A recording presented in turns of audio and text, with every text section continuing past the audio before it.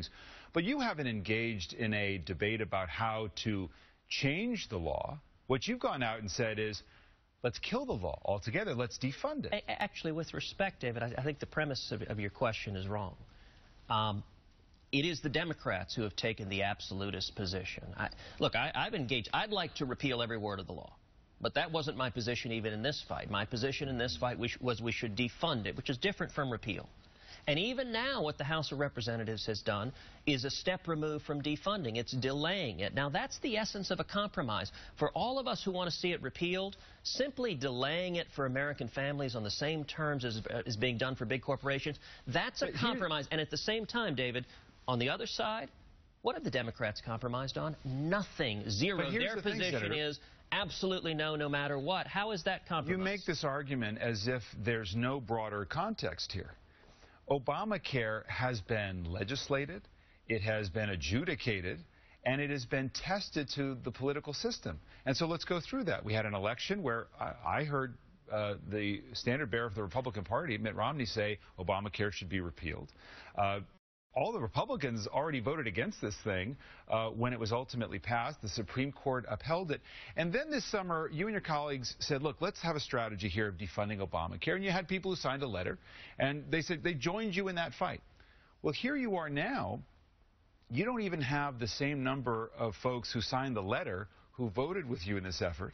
There are not protests in the streets arguing to do away with this law in the way that you'd like. Again, 56% in one poll this week, New York Times, CBS said, let's uphold the law. So I'm focusing on results, your goal and results. Where have you moved anything? Okay, look, the facts are becoming more and more clear that Obamacare isn't working. Every day that's becoming more clear. There's a reason the unions are jumping ship. One union after another is saying, let me out. There's a reason why James Hoffa, the president of the Teamsters, said that he was writing on behalf of millions of working men and women, and he used millions, not hundreds, not thousands, and he said Obamacare was destroying their health care. Destroying is his word. Now, why is it that Harry Reid and the Senate Democrats are not willing to listen to the millions of working men and women whose health care is being destroyed? You're a terrific lawyer. You're making an argument. I asked you a specific question based on the facts on the ground. You've made all these arguments. My goodness, you went and spoke for 21 hours to make these arguments. You haven't moved anyone. Oh, look, the American people overwhelmingly reject Obamacare. They understand it's not working.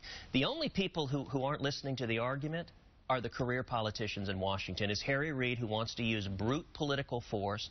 And the great thing about the Constitution is that it creates a system of checks and balances, and each branch has the ability to check another. President Obama, sadly, in implementing Obamacare, has over and over again disregarded the law. When he granted an exemption for giant corporations, that was contrary to law. When he granted an exemption to members of Congress, that was contrary to law. Right now we have a system where the rich and powerful, those with connections to the Obama administration, they get spared some of the burdens of Obamacare. But those who are struggling, single moms and young people and people who are just trying to make it, they don't get the same. You're an opponent of the law. There is, of course,